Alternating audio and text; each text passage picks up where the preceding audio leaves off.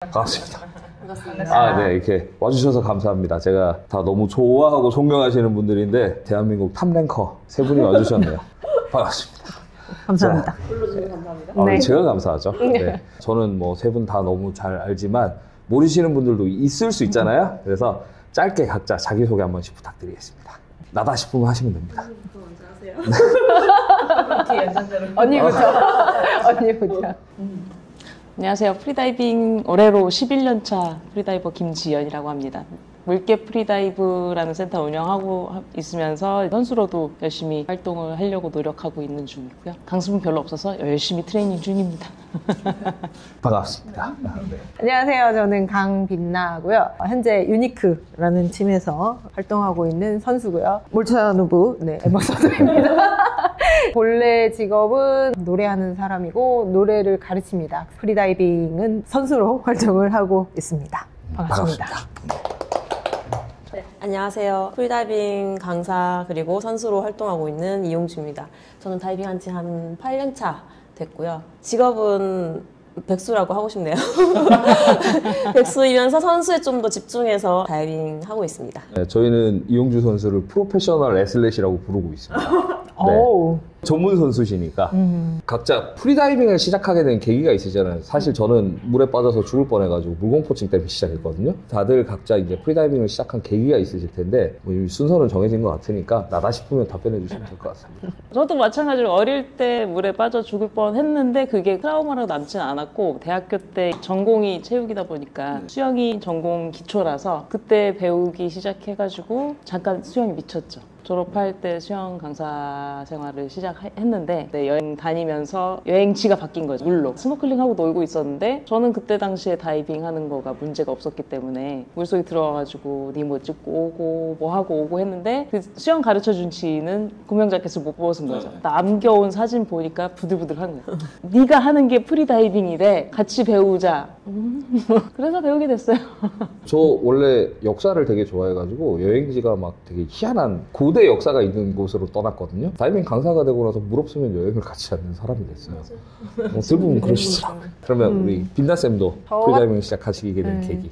저 같은 경우는 어렸을 때는 수영도 할 줄 모르고 물을 별로 안 좋아했었는데 이제 20대 여행을 굉장히 좋아했어요. 그래서 여행 다니면 바다 있는 곳에 많이 가서 스노클링하고 겁이 하나도 없었어요. 제가 30대에 공황장애가 좀 심각하게 온 적이 있어요. 네. 근데 다른 영역에서 온 공황장애가 이게 물공포까지 연결이 되더라고요. 공황장애 원래 이렇게 번지거든요. 어느 순간 물을 못 들어가게 됐어요. 원래 좋아했던 거를 못하니까 너무 짜증이 나는 거예요. 이걸 극복해보자. 그래서 수영을 시작을 했는데 수영을 하다 보니까 프리다이빙이라는 게 있더라. 그래서 알게 돼서 그때 배우기 시작을 해서 계속 하게 됐고요. 한 지금 프리다이빙 시작한 지는 저는 한 5년 정도 됐는데 많이 극복을 했지만 아직까지도 물공포증이 조금 있습니다. 네. 인도를 주로 하는 이유가 인도 할 때 수영장에서는 공포감이 없기 때문에 좀 더 편안하게 할 수 있어요. 수심 트레이닝도 열심히 하시잖아요. 네, 그런데 여전히 있어요. 그 물공포증이 여전히 있어서 그 물에 들어가면 느껴지는 미세한 공포감, 약간 릴렉스를 좀 못하게 만드는 부분이 있어서 인도어랑 수심이랑 레벨 차이가 조금 있어요. 제가 아시는 분들 중에서도 그 공황장애 극복하려고 다이빙 시작하신 분들이 꽤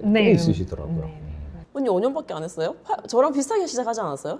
2019년에 시작했어. 그래서 5년. 7년 차네. 7년 차. 9, 0, 1, 2, 3, 4, 5 그런. 죄송합니다. 산수를 못합니다. 저는 대학교 때 스킨스쿠버 동아리를 했었어요. 근데 그때는 라이센스만 타고 이제 학과 생활과 이제 직장 생활에 힘들어서 못 하다가 2017년도에 스킨스쿠버를 하러 팔라우에 갔었거든요. 바다 환경이 너무 좋다라는 걸 알게 된 거죠. 그전에는 태종대 바닷가 이런 데서 하다가 그런 데를 보고 너무 좋다. 진짜 그때 그러니까 바다에도 날씨가 다르니까 그 같은 곳에서도 그 다른 걸 느낄 수 있다는 걸 알고 스킨스쿠버는 너무 장비에 제약이 많고 되게 맨몸으로 들어가고 하면은 되게 좋겠다 생각을 했을 때 그때 지인들이 이제 프리다이빙 좀 배우고 이래가지고 저는 원래 좀 스킨다이빙 좀 했었는데 귀가 아파서 더 못 내려가고 해서 프리다이빙 알게 되고 배워가지고 하게 됐죠. 이퀄라이징 완전히 극복하셨네요, 그러면? 저는 원래 태생 프렌젤이긴 해요. 예. 그때는 이퀄 방법 몰라서 아프게 내려갔던 거고. 그런 분들 좀 있으시죠. 저 아시는 분 중에 UDT 출신인데 훈련할 때 10m에 내려가서 모래를 집어야 되는데 이퀄라이징을 모르고 그냥 내려가셨대요. 내려가면서 귀가 아픈데 막 턱을 돌리고 하다 보니 괜찮으니까 내려갔다 왔다 이런 분이 계시더라고요.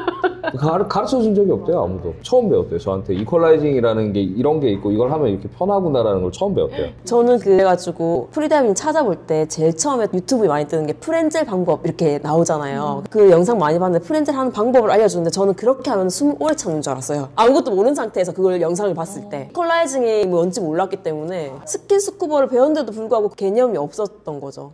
강사님이 잘못했네. 그 스킨스쿠버.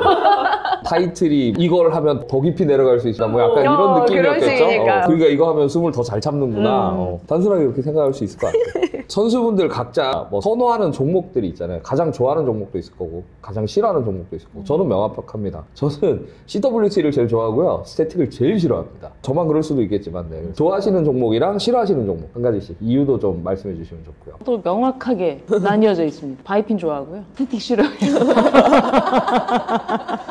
바이핀을 좋아하시는 이유는 혹시? 모노핀이 조금 더 기록은 그렇게 나오긴 하는데 아무래도 자유도가 높으니까 조금 더 편안하게 느끼는 것 같아요. 스태틱을 싫어하시는 이유는 혹시? 가만히 못 있는 성격인 것 같아요. ADHD인가? 그럴 수 있죠. 네, 필리핀의 트레이시 록산느 선수 봤더니 손목에 렌자드를 차고 벽에다 석션컵을 붙여가지고 컨트랙션이 오면 이걸 밀면서 당기면서 참으시더라고요. 근데 시머스에서 그거 못 써요. 그래요? 네. 시머스에서? 다른 장비 못 써요. 염주 안 돼, 염주?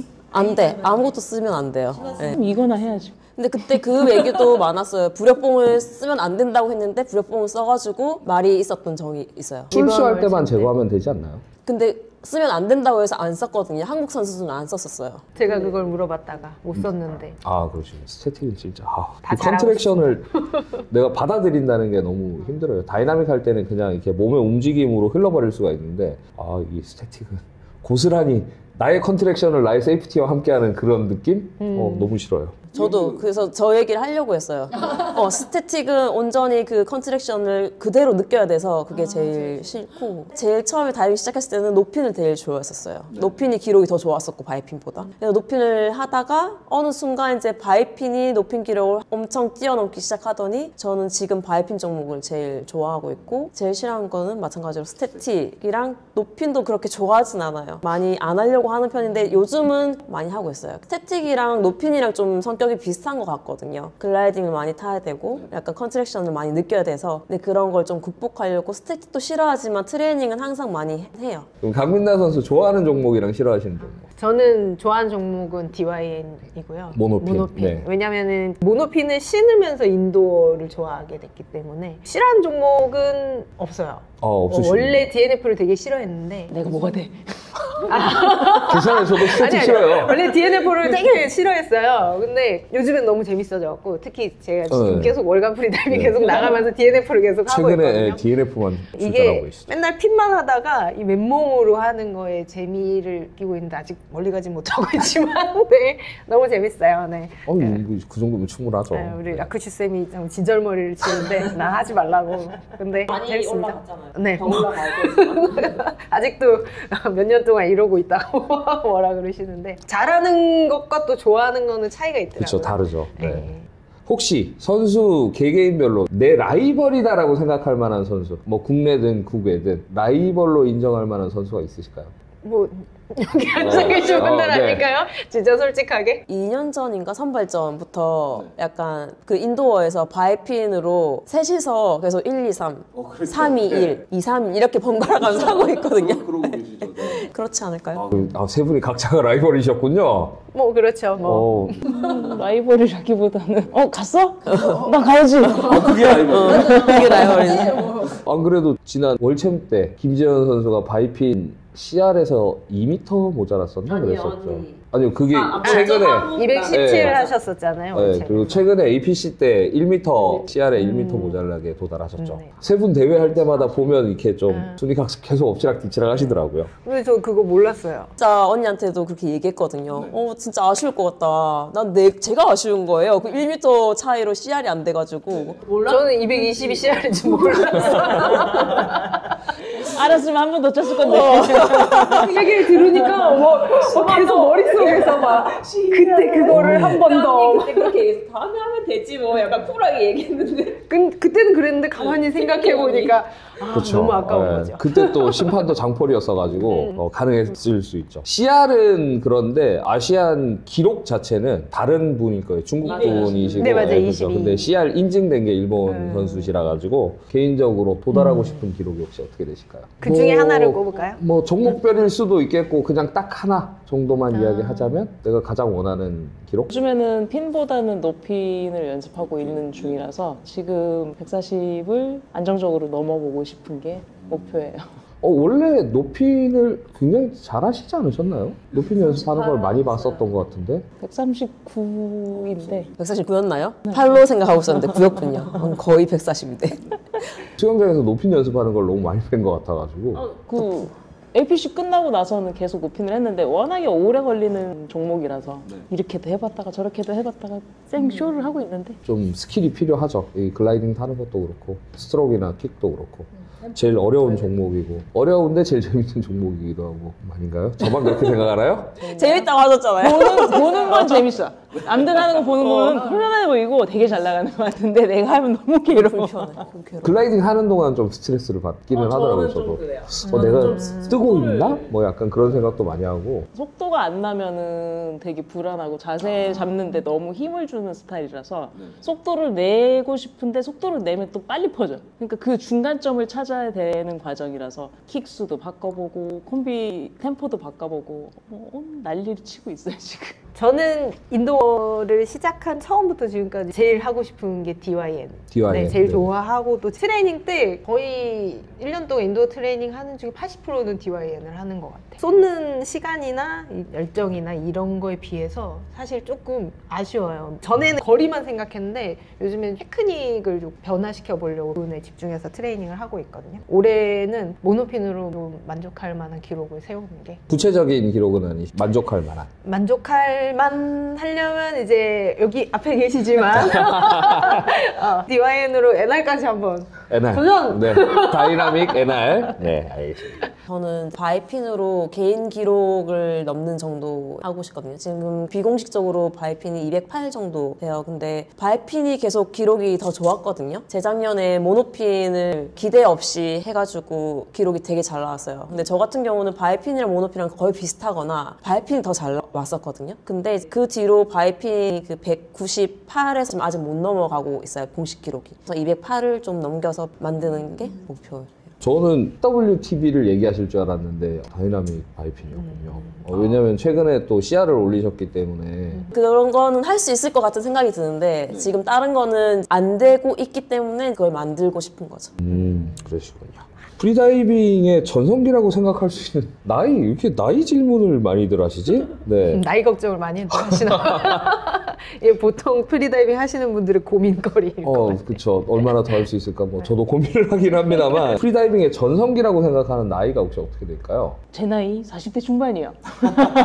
근데 실질적으로 말씀드리자면은 사실은 어릴 때부터 하는 게 스포츠 종목에서는 유리하죠. 근데 프리다이빙이라는 종목 자체의 특성상 또 너무 어린 친구들이 인내, 감내하기에는 좀 어려운 부분도 있고 플러스 경제적인 지원이 없는 상태에서는 지속적으로 트레이닝 하기가 어려운 부분도 있기 때문에 직장으로도 안정적이고 수입이 안정적인 그 30, 40대가 가장 집중적으로 하기 좋은 나이인 것 같아요. 실제로 뭐 40대, 50대 선수분들도 많으시기 때문에 저희 곽기문 선수 같은 경우에도 최근에 스태틱 CR 올리셨고 일본 선수분들은 대부분 40대 중반이시고 40대 중반 정도로 생각하신다. 강민나 선수는 혹시 어떻게? 저는 오히려 조금 더 뒤라고 생각해요. 한 40부터 60 사이가 전성기로 생각하는 게 지금은 이제 프리다이빙이 아직 역사가 오래되지 않았기 때문에 30, 40대가 많지만 이 사람들이 계속 하다 보면 40대가 되고 50대가 되고 60대가 되겠죠. 그러면 분명히 이분들이 더 많이 할 거라는 생각을 해요. 근데 오히려 프리다이빙에서는 나이가 특별히 장벽이 아닌 것 같다라는 생각이 많이 들어요. 그래서 아이다에서도 나눠야 돼요. 마스터리그 그쵸. 시바스는 마스터리가 따로 있죠. 맞아요. 네. 좋은 생각인 것 같아요. 아이다에서 받아들일지는 모르겠지만 니들도 나이 먹어봐 그래야 돼. 그들 나이 먹은 거 아시잖아요. 나이 많아요. 거기 보드 멤버들 다 많아요, 나이가. 실제로 프리다이빙이 사람들이 계속 자기가 겪어왔던 트레이닝 패턴이라던가 스킬들을 계속 전수하면서 증가하고 있거든요. 스킬과 트레이닝 기법들이 개발되면서 그런 것들이 전수되면서 오히려 활동을 하셨던 선수분들이 기량이 더 좋은 경우들이 충분히 있는 것 같습니다. 그런 부분도 있고 오히려 지금 접해서 열심히 하시는 분들이 기량이 올라가는 속도가 저희가 할 때보다는 훨씬 더 빠른 게 있죠. 이용주 선수 혹시 어떻게 생각하시나요? 얘기가 다 끝나고 내가 대답하려는 게 다 나와 이미 앞에서. 제가 먼저 질문을 드릴게요. 거꾸로요. 이 다음부터 거꾸로 해. 아니 다 얘기를 나눈 다음에 얘기하니까 질문 하고 하는데 중간중간 섞이면서 다 얘기하죠. 저는 환경이라는 걸 제한다면은 전성기는 따로 없는 것 같아요. 그냥 제일 먼저 빨리 시작해서 빨리 적응하는 게 좋은 것 같아요. 어리면 어릴 만큼의 그 체력이나 에너지가 많고 뭐 나이가 중반쯤도 되면은 성숙미가 생겨서 그리고 머리를 쓸 줄 아니까 거기에 대한 게 있고 나이가 들면은 신진대사량이 좀 줄어들면서 아무래도 좀 프리다이빙 하기에 더 좋아지기 때문에 특히 스태틱 같은 경우는 나이 많은 사람이 더 오래 숨을 참잖아요. 그런 부분이 있기 때문에 따로 전성기는 없고 그냥 언제 시작해서 얼마나 오래 하냐 이게 중요한 것 같아요. 프리다이빙 선수 하실 분들은 뭐 지금 바로 시작하시면 될 것 같습니다. 네. 빨리 시작하고 오래 할수록 잘 할 수 있답니다. 175m를 지나는 시점에서의 선수분들이 느끼시는 감정은 어떤지, 그리고 175 이후에 어떻게 컨트랙션에 대한 통증을 극복하고 계속 다이빙을 이어갈 수 있는지에 대한 질문이 있었어요. 이 질문을 하신 분은 175까지 하신 분 같은 느낌이에요. 뭐 170에서 왔다 갔다 하시는 분이시 여기서 못 넘고 계시는 분이신가? 느낌이 약간 그렇지 않을까요? 아니 나는 이 질문을 답을 듣고 싶은데 나보고 먼저 대답을 하래. 175라고 콕 집어서 얘기를 네, 하신 걸 저도 이게 보면 좀 신기했어요. 다이빙을 아주 그래도 네. 멀리까지 하시는 분. 딱 요 정도. 왠지 제 까지. 느낌에는 웅자지 않을까 약간. 아, 그분이요? 훨씬 더 많이 가는데. 훨씬 많이 가는데 여기서 살짝 그게 본인이. 오잖아. 우리도 약간 힘든 구간이잖아요 여기가. 저보다 질문을 누가 했는지 궁금해하는. 색출하겠어. 색출해내겠어. 175라고 그러니까. 딱 지정하신 것도 저도 왜 175지? 200이면 200이고 뭐 언더면 언더지 그 생각을 하긴 했는데 네 어쨌든 어떻게 다이빙을 계속 진행을 하시나요? 일단 175가 지나면은 고통을 인내하는 시간이라고 생각하거든요. 컨트랙션도 많이 오는 시점이고 다리의 피로도도 많이 올라간 상태예요. 그래서 그때는 인터벌 훈련이라든지 다이빙을 하기 위해서 근력 운동을 많이 하게 되는데 그럴 때 오는 고통들을 인내하면서 트레이닝을 하잖아요. 그 구간은 생각을 하게 되는 거예요. 그 정도는 할 수 있다라고 생각을 하면서 잊으려고 하고 거기에도 훈련을 하면서 그런 반응들이 오는 거를 적응시키는 거를 하면서 극복을 하고 또는 패턴을 조금 바꾼다든지 피닝을 조금 더 빠르게 차본다든지 아니면 글라이딩 더 타본다든지 그런 식의 방법들을 써서 좀 극복을 하려고 하는 것 같아요. 인터벌 트레이닝이랑 피닝 패턴을 바꿔서 속도를 좀 다르게 해본다던가 뭐 이런 방법들을 쓰신다는 거죠.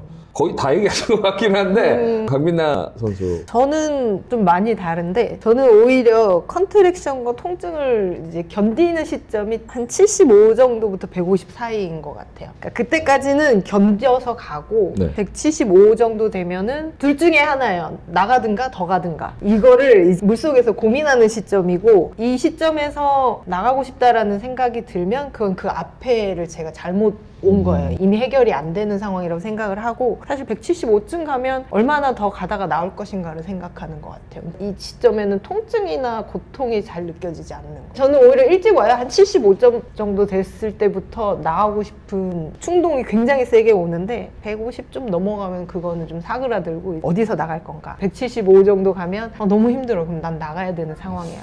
그냥 다이빙을 하면서 어디서 나갈 것인가 그런 생각을 해본 적은 없거든요. 가다가 힘들어 이런 느낌이라서.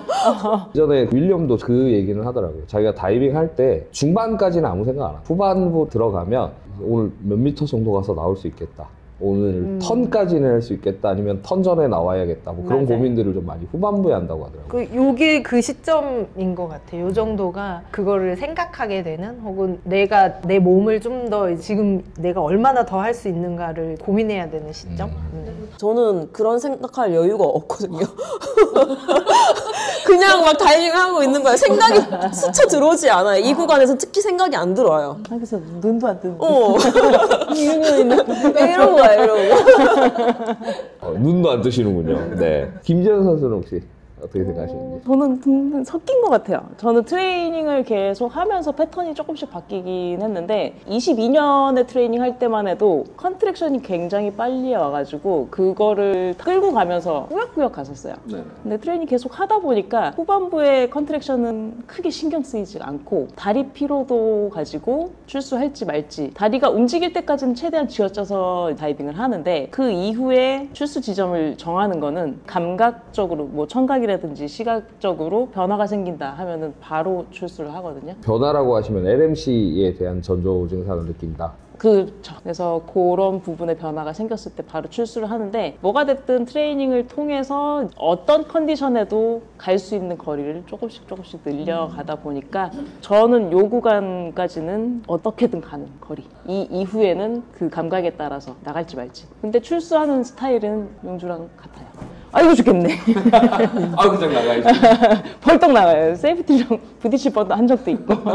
트레이닝을 통해서 175 정도는 에버리지로 갈 수 있고 그 다음부터는 나갈지 말지 이제 신체적 자극의 변화를 느껴서 출수 지점을 지정을 하신다. 평소에 드라이 트레이닝 많이들 하시죠? 드라이 트레이닝 평소에 어떻게 진행하시는지 한마디씩 좀 부탁드릴게요. 저는 CO2 테이블이랑 O2 테이블, CO2랑 O2. 령 스트레칭 그거만 하고 있어요. 롱 스트레칭이라고 하시면 MT 롱 스트레칭 말이에요? 둘 다 해요. 강민나 선수는? 저는 사실 고백을 하자면 요즘에 드라이 트레이닝을 잘 못하고 있어요. 이제 초반에는 드라이 트레이닝을 많이 했는데 드라이 때 저는 되게 불쾌감이 좀 심해서 난 반대인데 스태틱 할 때 물에서 더 그 불쾌감이 싫어요. 저는 드라이 네. 트레이닝을 할 때 굉장히 더워지고 땀이 너무 많이 나서 드라이 트레이닝을 세게 했다 그러면 샤워를 해야 될 정도예요. 그래서 불편하고 불쾌한 느낌이 많아서 차라리 수영장을 자주 가자. 그래서 수영장에서 스태틱 하면서 테이블들을 많이 돌리려고 하는 편이기는 해요. 드라이 트레이닝 안 한다고 코치님이 맨날 게으르다고 뭐라 그러시는데 침대에 누워서 뭐 시트까지 다 젖어 버리거든요. 그래가지고 좀 그게 힘들어서 저는 드라이 트레이닝 대신에 수영장을 열심히 가려고 하고 있어요. 안 합니다. 매우 게을러서 해야지 하는데 잘 안 하게 돼요. 여러분들 이렇게 말씀을 하시지만 그 드라이 트레이닝 하는 횟수만큼을 수영장에서 커버를 하기 때문에 그냥 막 노는 건 아니에요. 제가 이러시니까 할 줄 몰랐는데 네 그렇습니다. 네 실제로 두 분은 수영장에 교육하러 가면 거의 항상 성남풀에 계시는 분들이시기 때문에 그만큼 수영장 트레이닝으로 커버를 하고 계십니다. 네. 이거는 요즘 이슈기는 한데 프리다이빙 선수로서 생계를 어떻게 유지하시는지에 대해서 좀 우리 모두의 고민이죠. 자, 정말 꿈이라면 프리다이빙만 하면서 먹고 살 수 있으면 참 좋겠다. 근데 이게 굉장히 웃긴 게 제가 음악할 때도 그랬거든요. 네. 음악만 하면서 먹고 살 수 있으면 좋겠다 생각했는데 저는 그래서 다른 잡을 가지고 월급 받고 사는 산호비입니다. 제가 어제 저녁에도 여기서 프리다이빙 강사 교육했거든요. 제가 강사 교육하면 오리엔테이션 때 꼭 하는 얘기가 있어요. 월급은 작고 소중하니까 지켜줘야 됩니다. 맞아요. 제가 그걸 무시하고 회사를 때려쳤다가 네 크게 후회하고 있습니다. 지켜야 합니다. 지영 강사님 혹시 어떻게 유지하고 계십니까? 저는 적게 벌고 적게 씁니다. 손가락을 잘 빨고요. 이거 되게 좋은 방법이죠. 저는 적게 버는데 많이 써가지고 큰일인데 적게 벌고 적게 쓰시고 따로 강습만 하시는 거세요? 네, 강습이랑 코칭 위주로 강습이랑 트레이닝 코칭 위주로. 하고 있습니다. 이용주 선수는 저도 백수가 된 2년 정도 된 것 같거든요. 저희는 이걸 전문 용어로 전문 선수라고 부르고 있습니다. 원래 있던 직업을 그만둔 지 한 2년 좀 넘은 것 같은데 저는 이제 그 전에 모아두었던 돈을 탕진하고 있고요. 집에서 약간 지원도 조금 해주시고 계시고, 그리고 저는 강습이랑 코칭이랑 조금씩 하면서 작년 같은 경우는 운이 좋게 현금 지원도 많이 받아서 그렇게 생계를 유지하고 있습니다. 지원금이라고 하시면 스폰서십 네, 맞습니다. 그 PSA하고 랑 가민이랑 블루페블에서도 받았고, 예. 가민에서도 현금성 지원을. 네, 작년에 현금 지원 받았습니다. 사실 제가 몇 년 전부터 계속 작업하던 게 뭐냐면 일본은 프로페셔널 애슬릿이 현금을 받아요. 그러니까 신야 선수 같은 경우에는 월에 한 3,400 정도를 고정으로 받고 그리고 퍼포먼스에 따라서 인센티브가 또 조금씩 다른가 보더라고요. 그러니까 생계가 유지가 돼요. 강습을 하면서 이렇게 하니까. 그렇다면 목숨 걸고 가야죠. 그래서 제가 이거를 한국에 스폰서십을 해보고 싶어가지고 기업에다가 많이 요청을 했거든요. 근데 대부분은 읽지도 않았고요. 답변도 없고요. 어려운 거 같아요. 네. 그래서 이제 다시 좀 작업을 요즘에 시작하려고 하고, 원래 5년 전쯤인가 2개 기업체에서 이제 면담까지 진행을 했었어요. 인터뷰까지 했는데 그쪽에서 얘기하는 거는 자기들이 프리다이빙 종목에 대해서 조사를 해봤더니 이 아시아권과 유럽권의 갭이 너무 크다. 지금 많이 따라갔는데. 그쵸. 그러니까 지금 다시 작업을 해보려고 또 하고 있습니다. 사실 몇 군데 계속 연락을 하고 있는데, 저도 빨리 일본처럼 프로팀까지는 아니더라도 기업체에서 선수를 후원하면서 대회를 참가하고 좀 더 좋은 기량을 보여줄 수 있는 시대가 빨리 왔으면 좋겠네요. 네, 그걸 목표로 이것저것 하고 있습니다. 개인적인 얘기였고요.